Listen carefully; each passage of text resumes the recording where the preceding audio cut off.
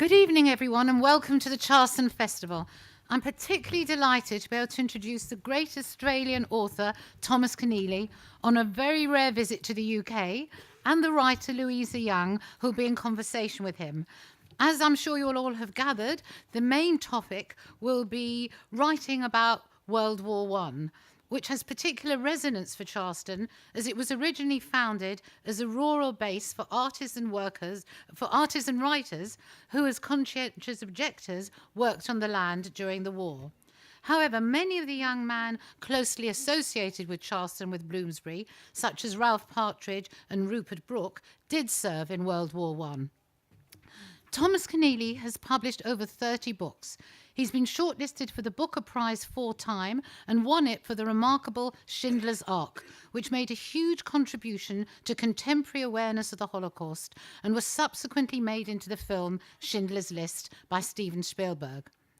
Tom's novel The Chant of Jimmy Blacksmith was also made into a film.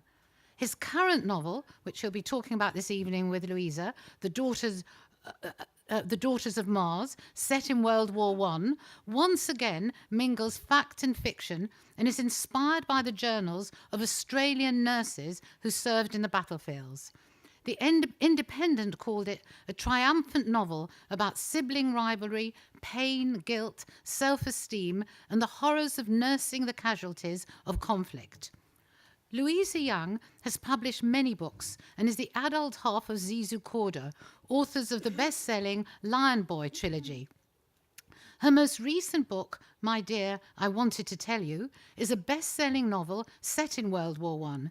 It also includes some real-life characters, including her own grandmother, Kathleen Scott, wife and widow of Captain Scott of the Antarctic, who was a celebrated sculptor and worked for the pioneering facial reconstruction unit during World War I, with artist and doctor Henry Tonks and the renowned surgeon Sir Harold Gillis. I can't resist, in this introduction, mentioning just one link with Bloomsbury, that Kathleen Scott's second husband, and therefore Louisa Young's grandfather, Elton Young, once proposed to Virginia Woolf in a punt in Cambridge. We all know that the outcome was rejection, so I'm doubly pleased to welcome his granddaughter into the fold at last. So I'm going to hand over to Tom, who'll talk a bit about The Daughters of Mars and read a little bit. Then he and Louise will have a conversation and invite some questions from the audience, from you. Thomas Keneally.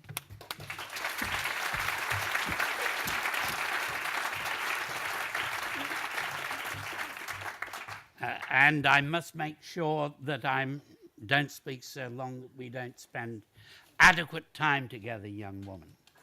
And I have also the duty of thanking the Dublin and Sydney literary festivals for flying me here. There was a time when Britain sent its dissidents to New South Wales, and now New South Wales is sending them back. The Daughters of Mars grew out of the fact that I've been writing some social histories of Australia. Australian social history is fantastic. We don't have pharaohs and Plantagenet lines of succession, but we have the most ancient culture on Earth. And then we have the most young, and if you were a New Zealander, you would say callow society on Earth. And part of the callowness is due to the fact that you English have kindly been sending the detritus of your society to Australia for some hundreds of years. As Jack says to Algernon in The Importance of Being Earnest, your uncle said at dinner last night that you must choose between this world, the next world, and Australia. And one of the things I looked at in this social history were the people who were sent to Australia for various reasons, generally for being, in some cases, for being bad boys with the governess, in other cases for being not good at the classics and unlikely to succeed in the major professions. And Dickens sent 2 boys to Australia, and they've always fascinated me. And Trollope sent a son to Australia, Fred. And there was a time when in a little country town, a very remote town, which has virtually been retaken over by Aboriginals out on the Darling River, 18 hours drive from Sydney. That's where the Dickens boys and Fred Trollope were members of the Wilcannia Cricket Club.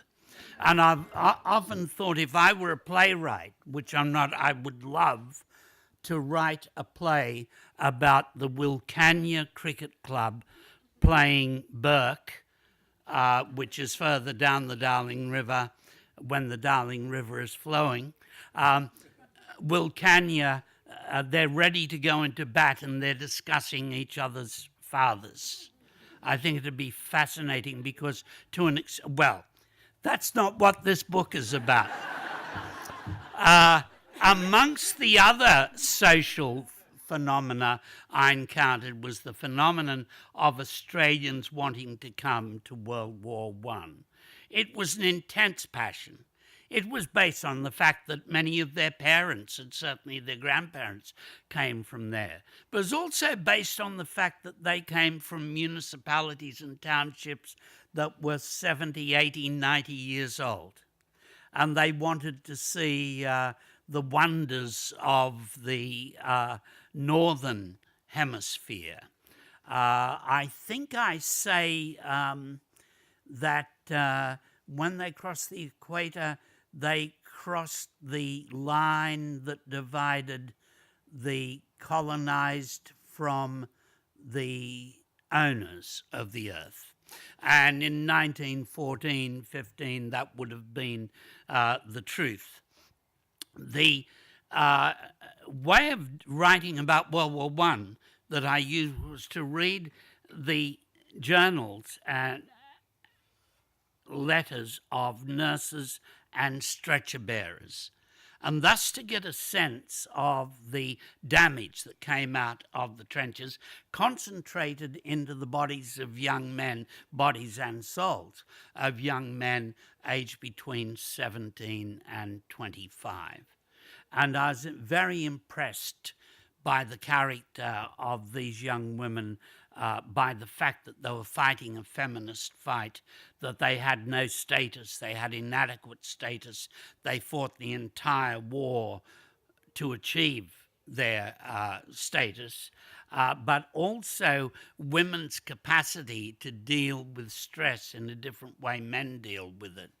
I was astonished that they could work in casualty clearing stations that were 80 miles, from 6 or 7 miles from the gas-impregnated, body part-impregnated trenches, and that they could see convoy after convoy of young men and not go mad, treat them and not go mad.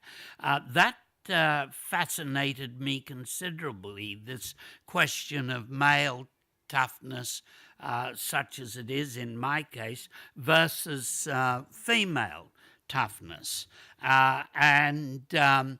So they were some of the reasons I wrote this book. But the Jorrant sisters have a reason to escape their narrow backgrounds. One of them lives in the town with her dairy farmer father that the Keneallys, when they immigrated from Ireland, lived in. We've always had a great nose for glamour spots, and this town is one of those, it's very beautiful. There are few problems with the human beings, many of whom are related to me, the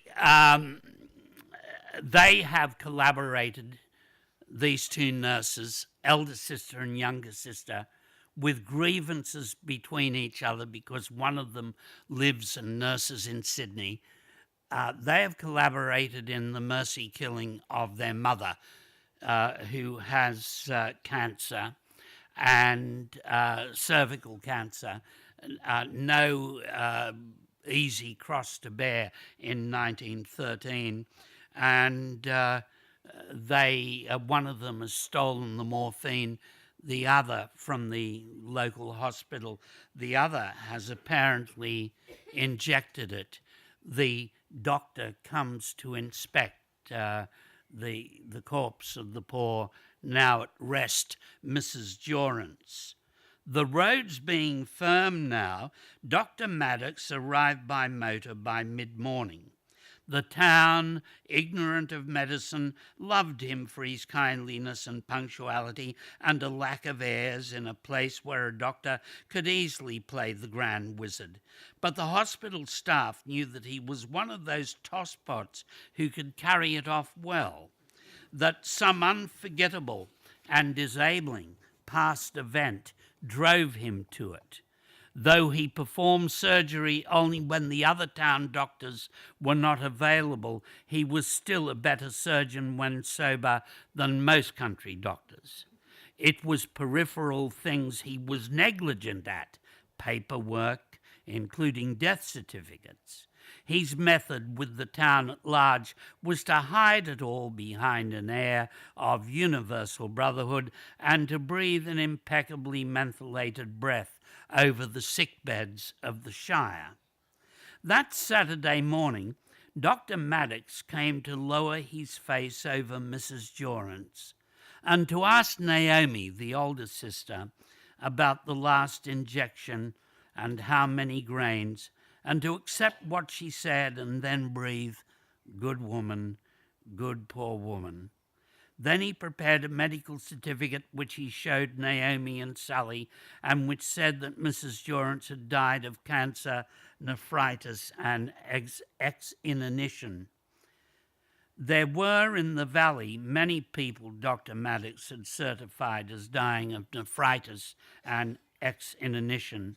Nephritis and ex-inanition was the cited verdict all along both banks of the river and inland to the blue wooded hills, where the timber workers camped and always died of nephritis and ex-inanition unless a tree fell on them.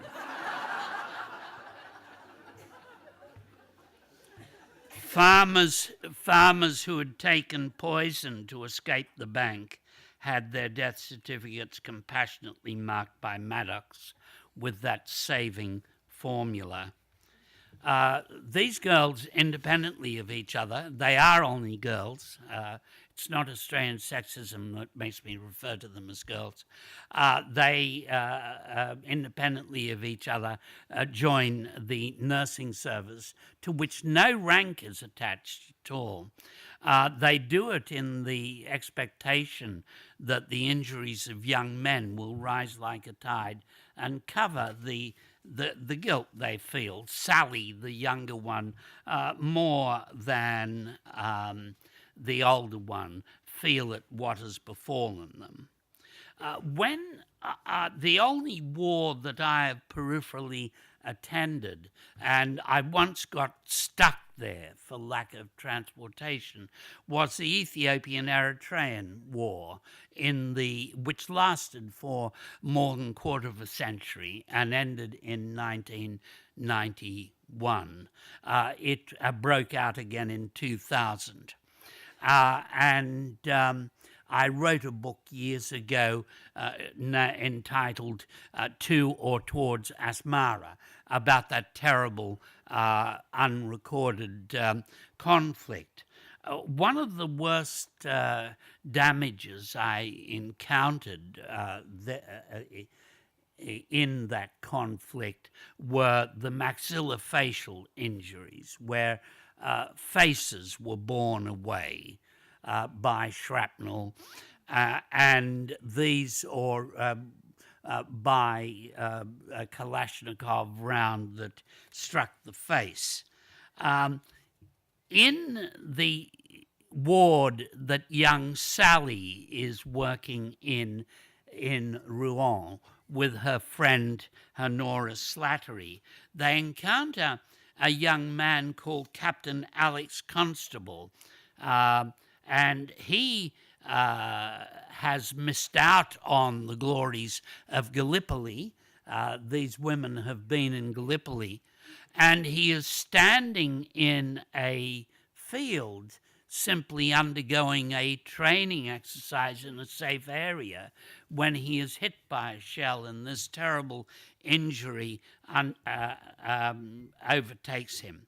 This young man, whose face was staked from his upper right eye socket to the corner of his lower mouth, uttered one day after his wound had been dressed the sound "ar is ner." He repeated it quite politely but insistently. They eventually realized he wanted a pad of paper, and it was all at once so obvious that he should have been given one and a pencil earlier. It was as if his lack of a face had somehow prejudiced everyone into thinking he couldn't write. Honora fetched a pencil and a notebook with Australian Comforts Fund on its cover. He held up a hand, long-fingered, and had it do a form of salam in thanks for this. There was humour in his remaining eye, now left uncovered by the dressings. And so he set to writing a letter. The energy and fluency with which he wrote were astounding to Sally. When he was finished, he tore out the pages he'd written on and coughed, for that was one form of expression thoroughly remaining to him. He folded the letter in four to fit the flimsy envelope they gave him and handed it over for postage. He then wrote on a full unfolded page, "Nurses, could you kindly send this missive to..." And then he appended an address, Mrs. G.D. Constable, Congungula, via Narromine, New South Wales. They said, of course, and he nodded and began writing again. And like many a human being in a crisis, he concentrates on a small thing and gets annoyed about that, rather than the fact that he's going to have to either kill himself or undergo years of surgery. He says, sorry to hold you, what he writes, sorry to hold you young women up, said the page he ultimately handed to them, but I heard people saying, I am the first Australian wounded in France. It is an annoying thing to hear. If you can find the means to do so, could you contradict this silliness at every turn? It is one thing I cannot stand. To begin with, there were Australians in London in 1914 who enlisted in the British regiments. Their cases were written up in the Sydney Morning Herald. Some of them must have been wounded before now. Could you please tell people as kindly as you choose to cut out the rubbish? Yours, Alex Constable. I think I'd better now sit down and be quizzed and actually, we're going to have a discourse, aren't we? Because you are also one of these novelists who are now almost condemned in the press, aren't we, for writing about World War I. Yet another book on World War I. But we have written from within the interstices of World War I, not about the frontal battles. You can explain Come that and to sit the down. audience. Yes.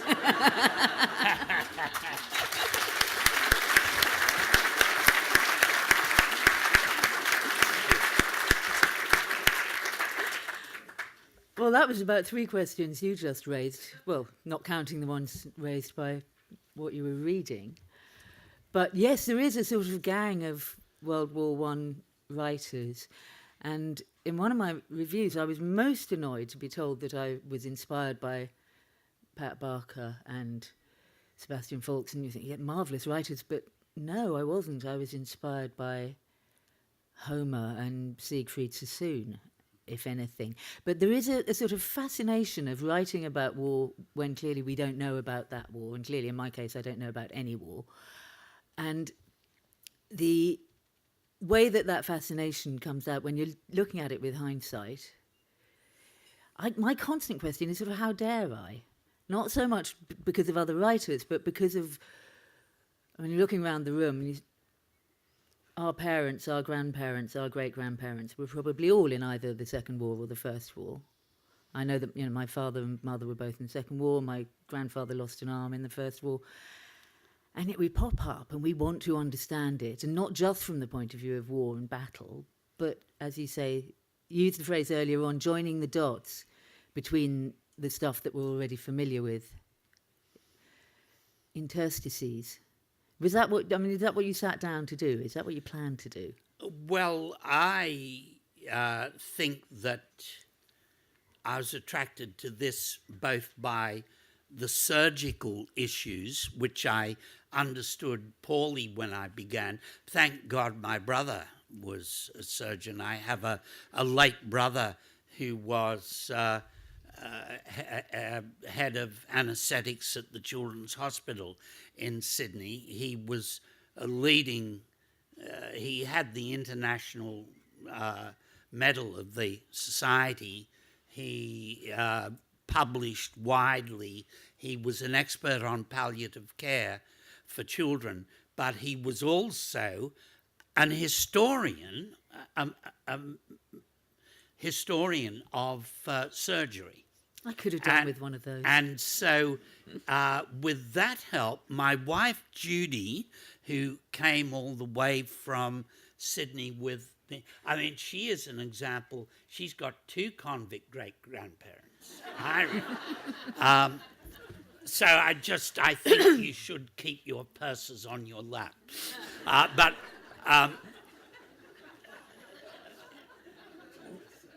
I was attracted by the fact that Pat Barker had dealt with shell shock, but very little was known about what happened once those young men who were killed on the Somme, who were wounded on the Somme, went back.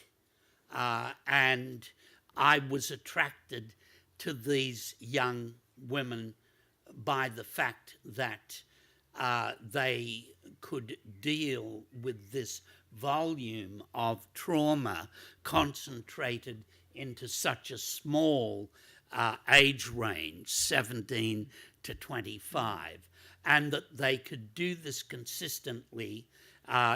Sally ends up in a casualty clearing station. Both sisters have an experience on a hospital ship off the Dardanelles, off Gallipoli, that they could handle this consistently, except for the days they went into Paris or into Amiens if they had a bit of time off, and met an officer and did wicked un-Australian things by the standards of 1915-16, drank wine, which they called Plonk after Von Blanc. But the way women deal with stress is very interesting to me. I saw a quote of yours about, and correct me if you didn't actually say it, because of course that's perfectly possible, about women having a kind of psychological strength and men having a kind of physical bully strength. Yes, the older I get, I mean, the only thing we have over women that keeps women down at all is this childbearing thing, and which is a very important thing. But the older I get, the more amazed that my gender got away with being the master gender for so long. Because I find it hard enough to find my nose with a handkerchief when I got a cold, you know. And the women write about this in their journals, and was one of the reasons I thought this has to be a book. This can't just be history. They were torpedoed off in the Aegean, a hospital ship on which the authorities early in the war were foolish enough to put a regiment of soldiers as well. So send it out as a troop transport, let it come back from the Dardanelles as a hospital ship.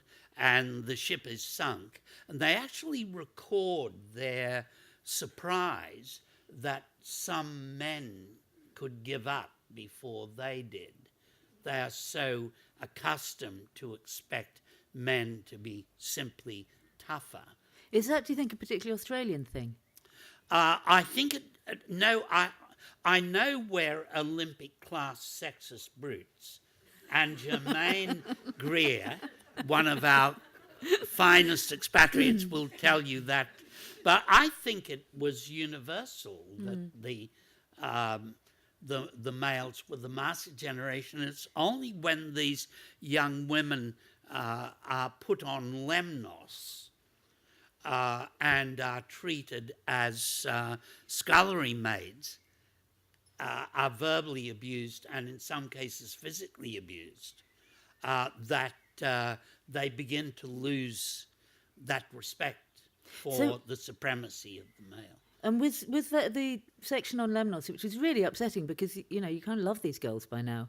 They're really interesting, proper women, such as one doesn't see that often in books, forgive me, by men. But it was really, really lovely to see women doing their thing, living their life and having conversations with each other which were not about a man, which, you know, if you go to the pictures, you realise how rare it is actually to see that. But then when they go to Lemnos, they're really treated appallingly, and I got quite outraged. Yes. And is that largely historically accurate? Yes. I was dependent in particular on the journal of a very stroppy Australian knight called a nurse called Sister McNaughton,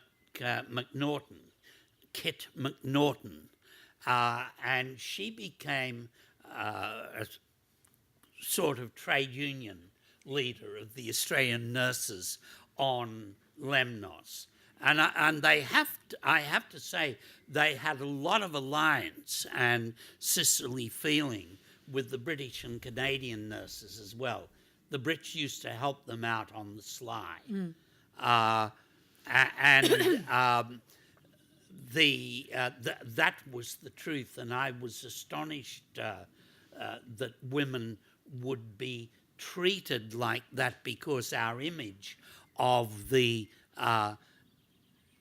World War I nurse is of a rose-cheeked young woman in a red cape, and Angel of mercy. She is inviolate and inviolable. But of course, these women, like most of the nurses, were bossed around by the hierarchy, if not misused, and it was the wounded who loved them. It was the wounded who loved them. But there was even a case, article published in the British Medical Association journal, and it was by a surgeon who shamefully was Australian, arguing the merits of the 3-month trained orderly over the nurse. And that was just too interesting not to write about. And throw in the fascination of the surgery as well. When did you first find out about that surgery? Because I find when I say to people, I've been writing about the origins of facial surgery in World War One, and they say, oh yes, the Guinea Pig Club, and you say, no, that was World War Two, and they say, well, not World War One. You say, yes, really, 1916, 17, and it's such a fascinating period, and so it's, you know, the leaps and bounds that are made when you do have all these otherwise healthy young men who just, and of course trench warfare, your head is very vulnerable because it's one bit of you that's going to show. I mean, I found out about it in my grandmother's diaries because she worked with ghillies, as Diana said, and saw photographs of them 20 years ago when I was writing my grandmother's biography, and never forgot. I mean, have any of you seen the photographs in the ghillies archive? I mean, oh my God. And then I put those together with a printed field postcard, one of those pre-printed cards that you get to fill in, which is why I got the title.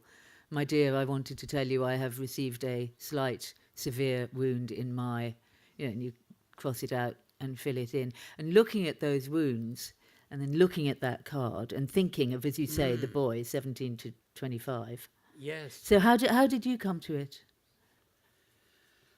I did have an uncle, my father's eldest brother, the eldest of my father's tribe, who was on the Western Front in World War One. I was always interested in his letters, but again, how did I come to maxillofacial wounds in particular? I first saw them in East Africa in 1987.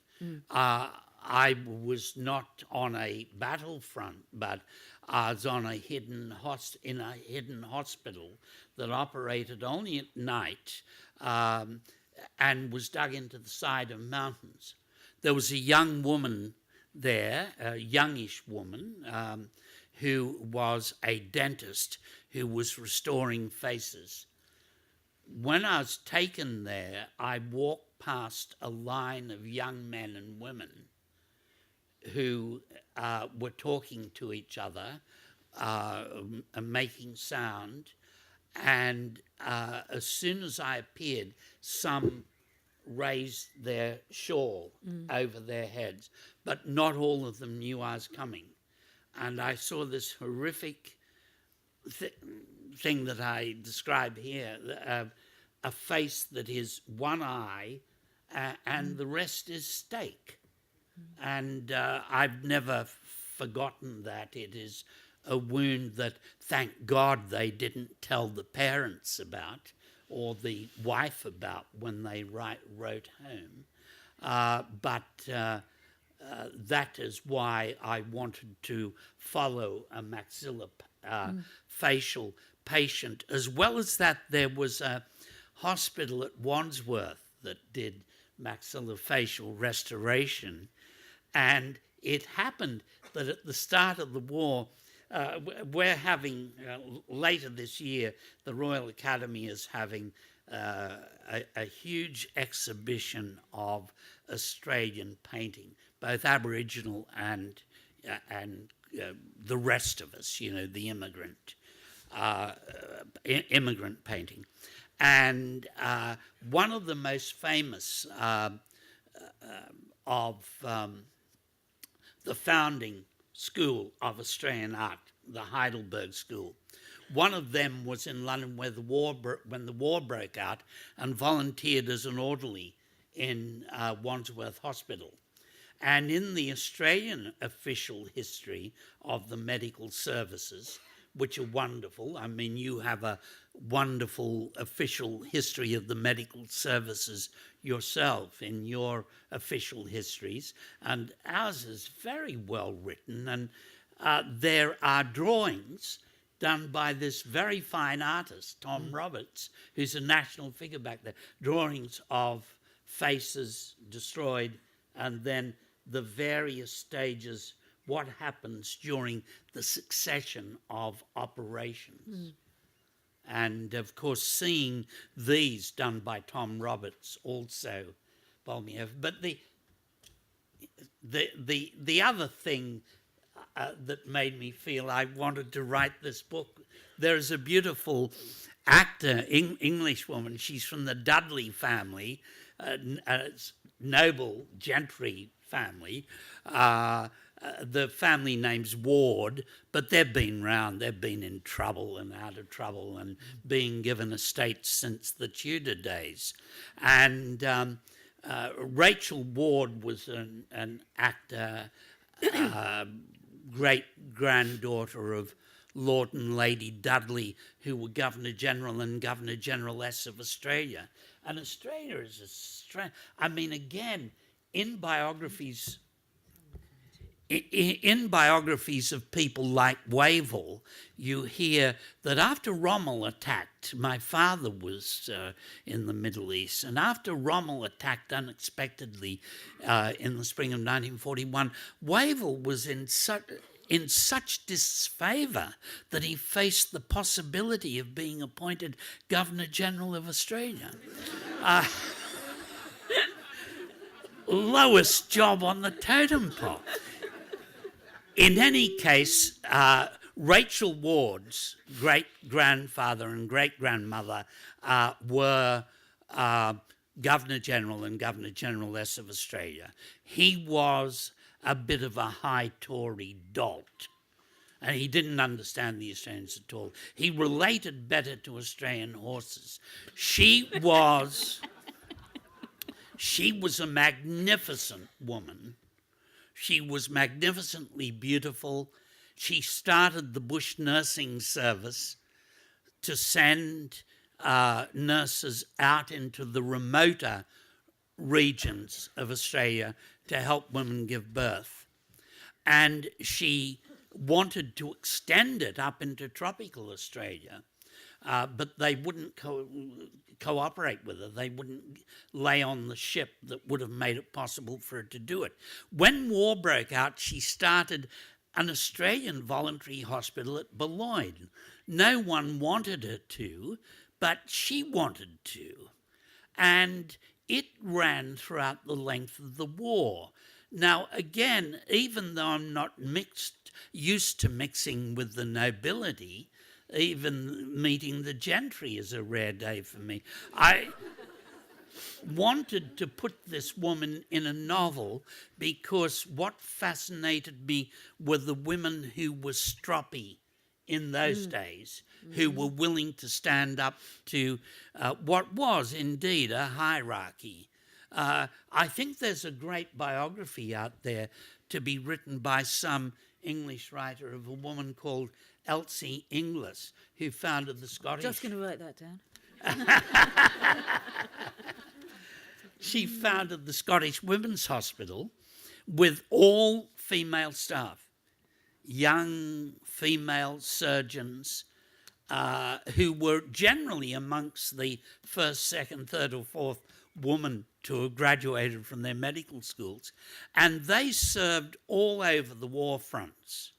At first, the hierarchy said, we'll forgive my Australian imitation of a posh British accent, but we'll send them to Thessalonica. You know, they can't get into much trouble there.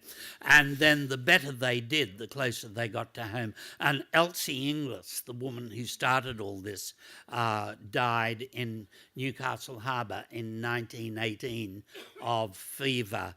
But she is worth a biography. And she is an example of a woman who wouldn't be stopped when it was so easy to stop women, you know. So I put Lady Dudley in here as Lady Tarleton, and one of the elder sister works with her as some Australian nurses did. And because when you write a novel, you're ageless, you're not a 77-year-old Australian. Everyone you put in the novel is younger than you are. And I thought, this woman deserves a lover. So I gave her a lover.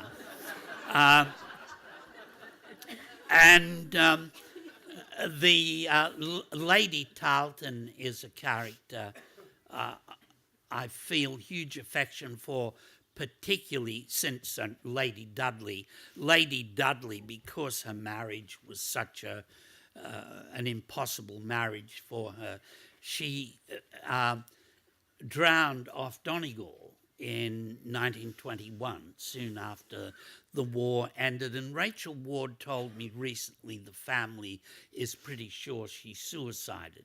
They're going for a swim. My people come from Ireland, and they reckon going for a swim off Donegal and suicide are synonymous. But so maybe it is. Can I read one sentence of yours? Just yes, when you were sure. talking about Lady Tarleton and doing your English accent, it reminded me of one of my favourite phrases from this book, which is, this is where Naomi and a very fantastic character called Matron Mitchie are mixing with the great and the good in sort of raising money for the hospital and so on. And they go to a very posh party and da-di-da-di-da. The honking in the room was like that of poultry who knew a thing or two.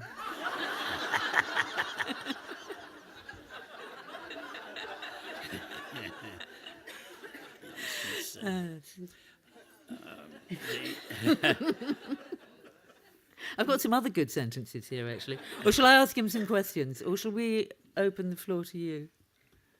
Has anybody got any questions? You're all sort of dying to... Okay, think some up, and I'm just going to I'm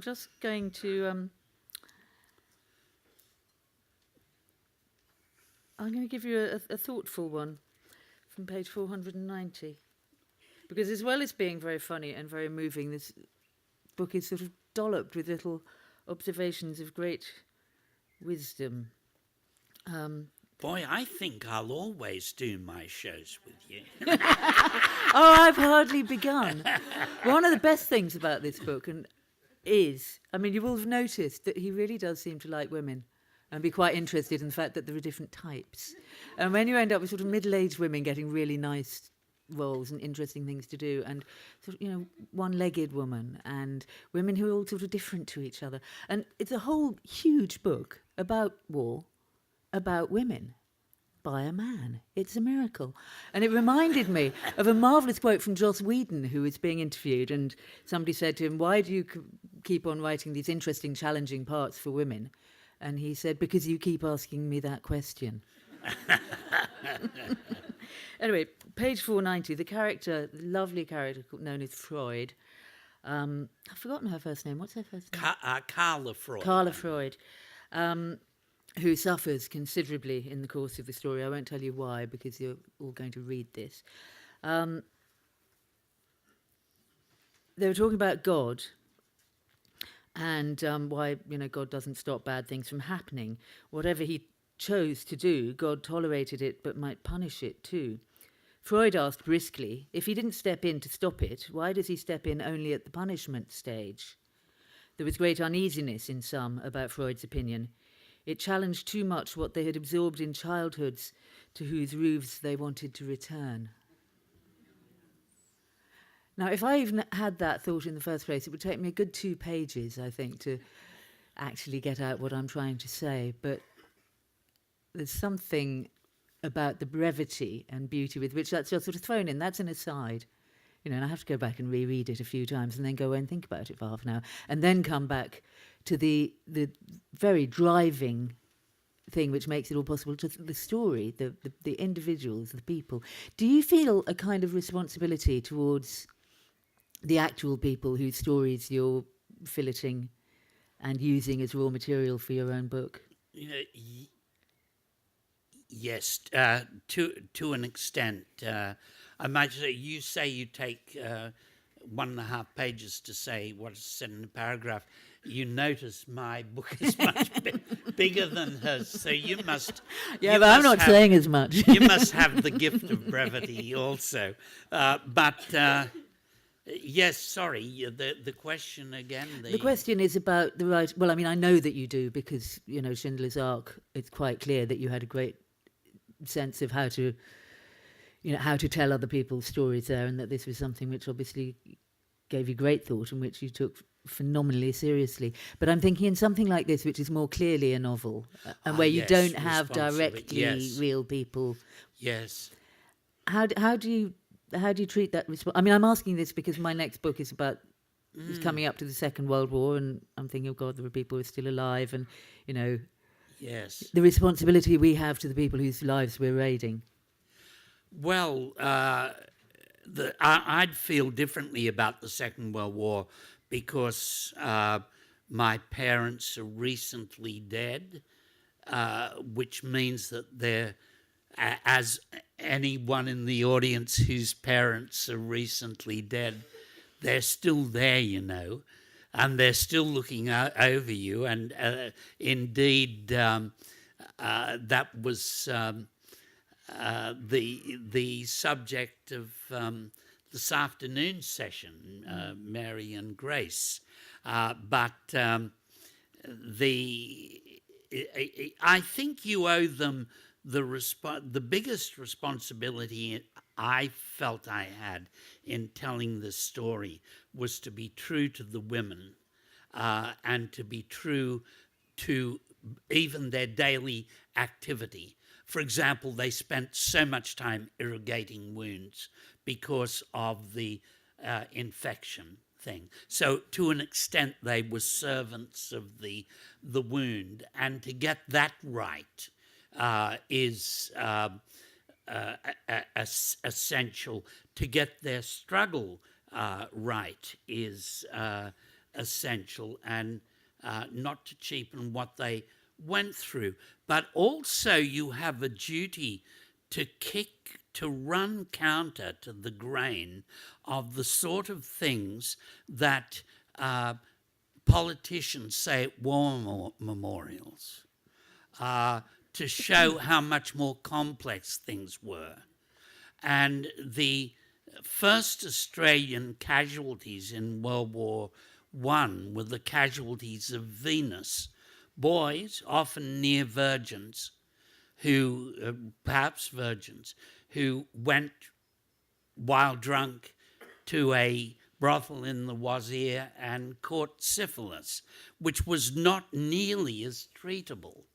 And so Naomi is sent home on a ship which has a syphilis ward on it.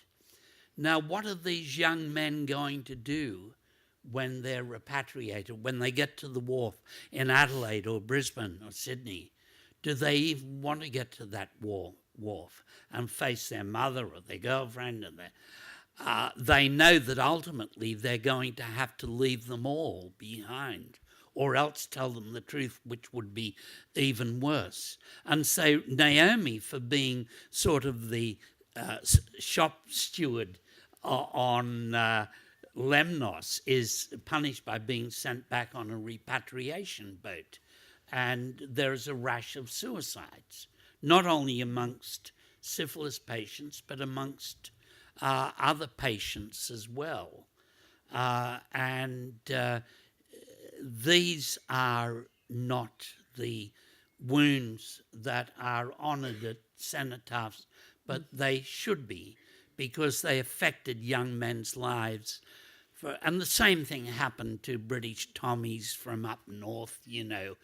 They go into Army End for a weekend, for a few days leave, and they happen to meet a girl, and then they go back to the trenches, you know, a working woman, and they go back to the trenches and they say, next time you're in Army End, you have to look up Veronique. She's tremendous, you know.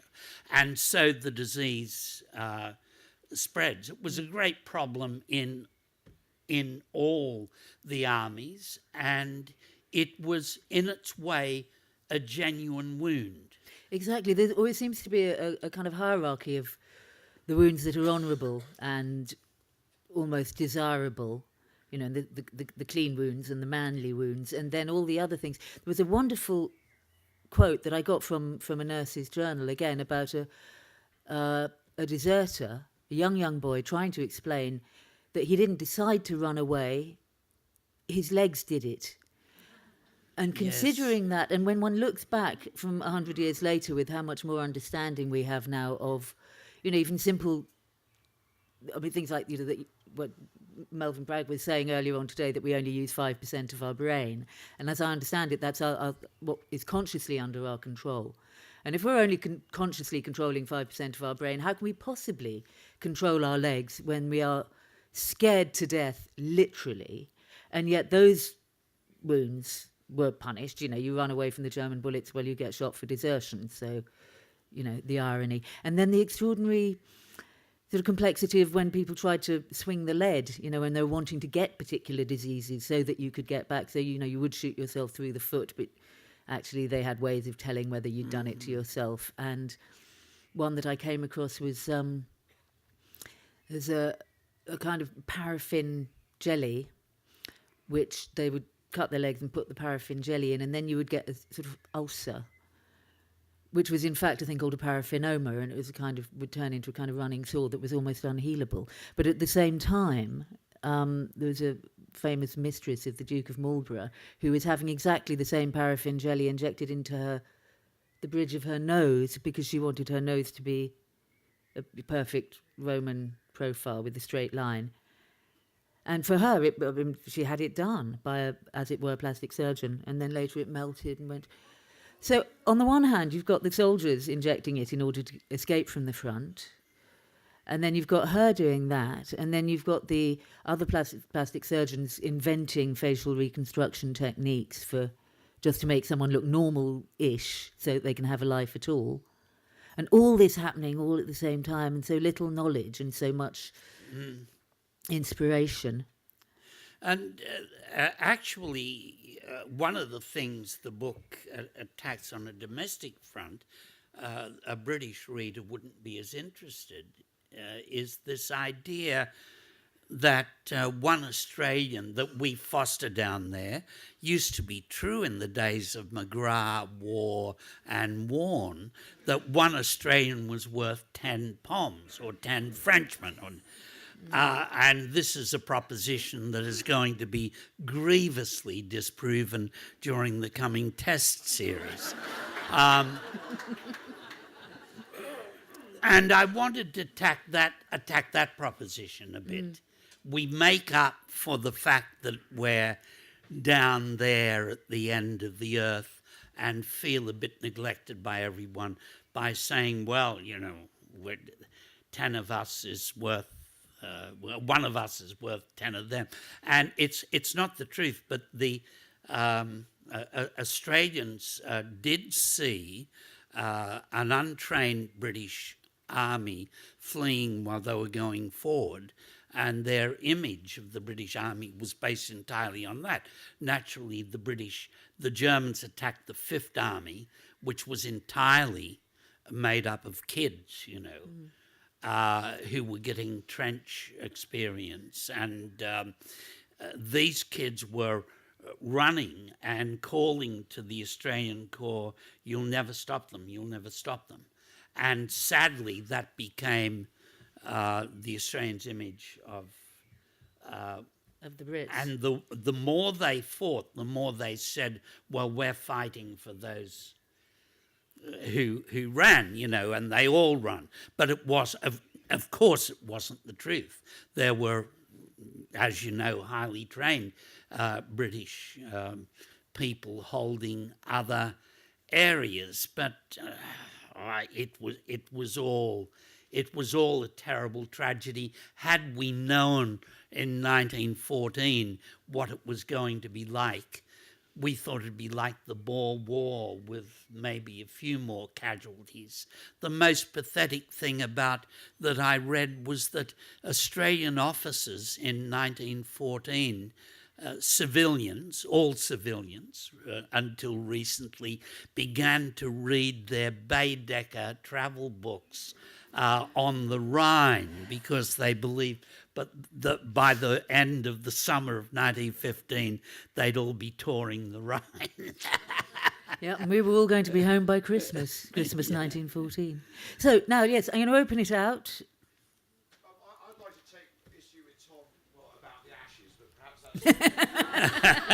perhaps Later. Perhaps that's something he and I can have a private bet about later behind the tent. Yeah.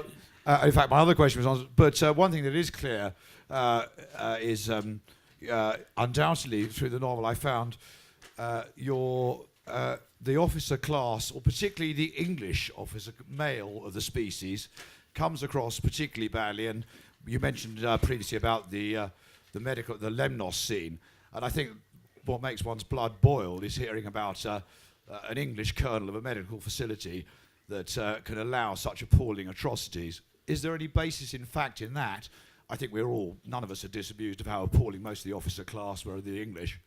But the Australians, well, we'll find out about that in the Ashes, but particularly the medical class, that was a very appalling scene. Is there any basis on that one, Tom? There is, sadly, but it's not because he's British. I was very careful not to do the normal them and us thing in this book. Very, very careful. And you will encounter many fine British officers, including Major Darlington. But on Lemnos, the Australians needed a hospital administrator, and they asked the British could they provide one. Now, what you do in that situation is you get rid of the bloke you don't want.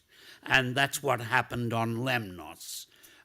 You had an officer who was regular Army Medical Corps, whose idea of medicine was very much the Sudan War and the Boer War, and who believed that it was both in the novel and in reality, believed that it was actually good for men with dysentery to make the effort to go outside. It was good for morale. It discouraged malingering. He also insisted on using an out-of-date disinfectant over which there were quarrels. And so there was such a man, but it's not because he's British.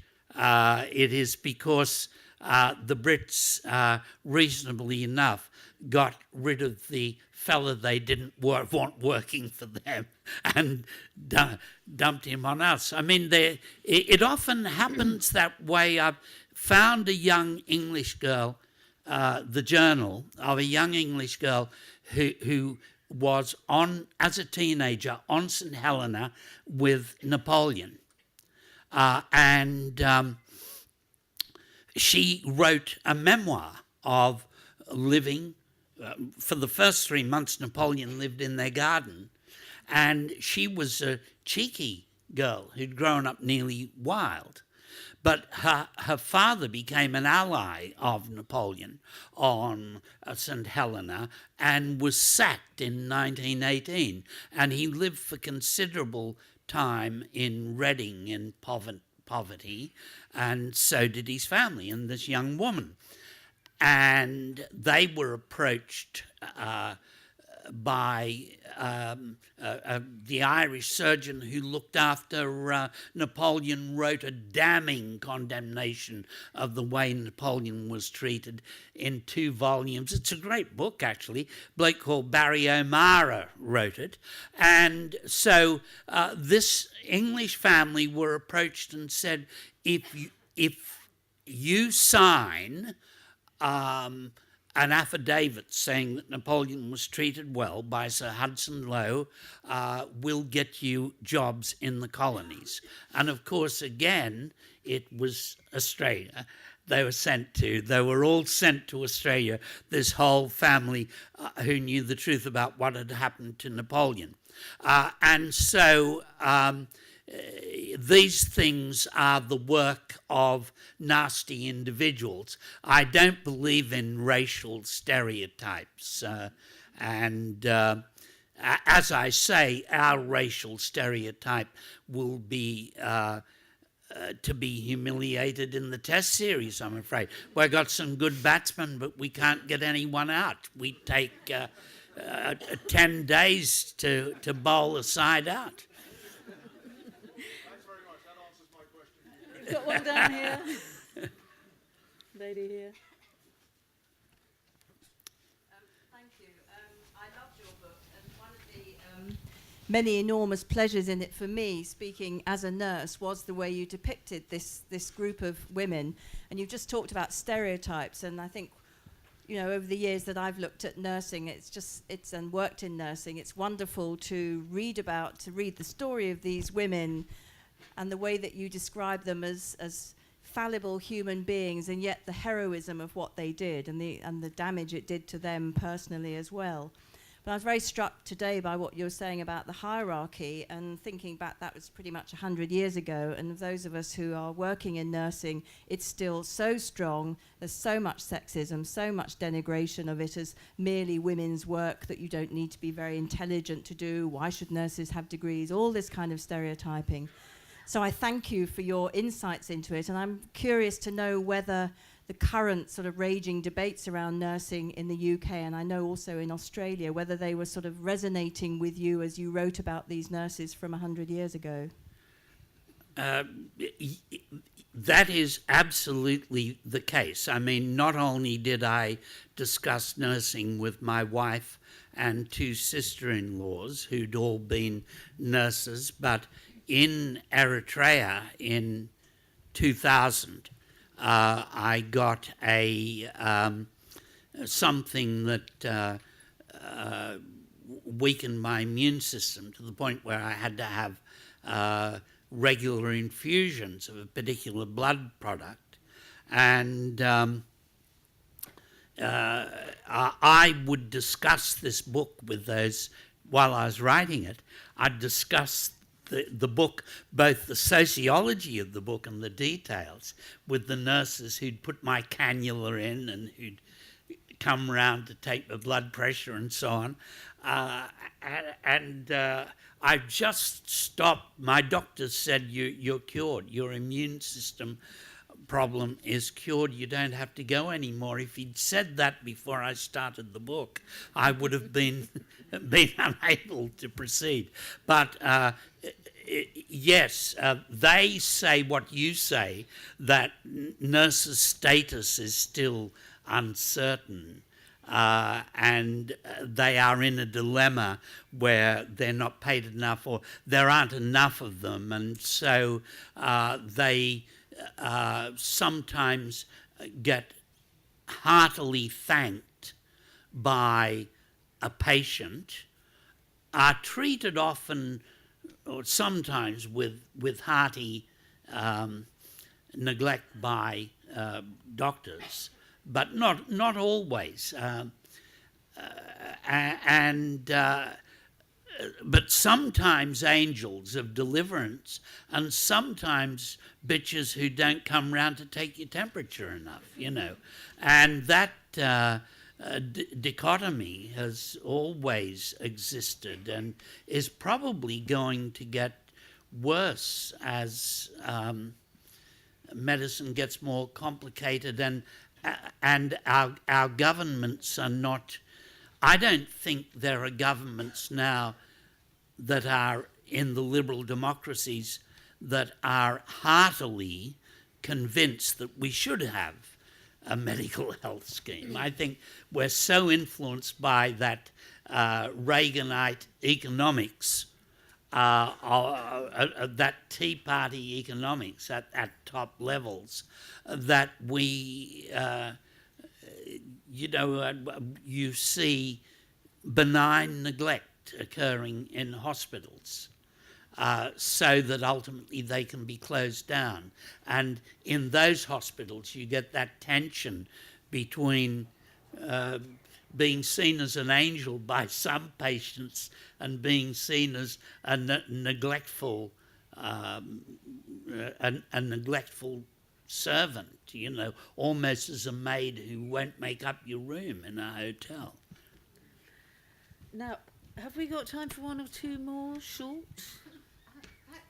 Actually, I'm sure every single member of the audience would like to ask you both some questions, and we could, and it would be wonderful to carry on. But I'm also very aware that we've all had an extremely satisfying session, that you, Louisa, have asked so many of the questions that we'd have all been bursting to ask, that it's also quite chilly, and I'm sure you'd like to go and buy some books and have a drink and warm up a bit. So I'm actually going to thank you both for an extremely profound experience.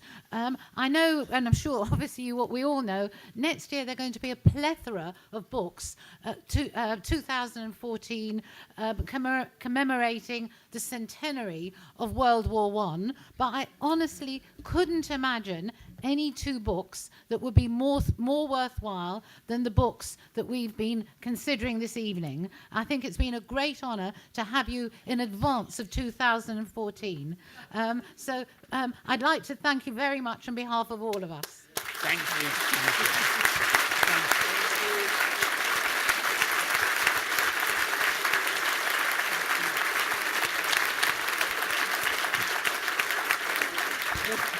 you. Now, while Tom and Louisa are busy signing each other's books, may I ask you just to have one more minute while I take them back to the bookstall, where they'll be happy to sign yours as well, and you can also get a drink to warm yourselves up while you're waiting.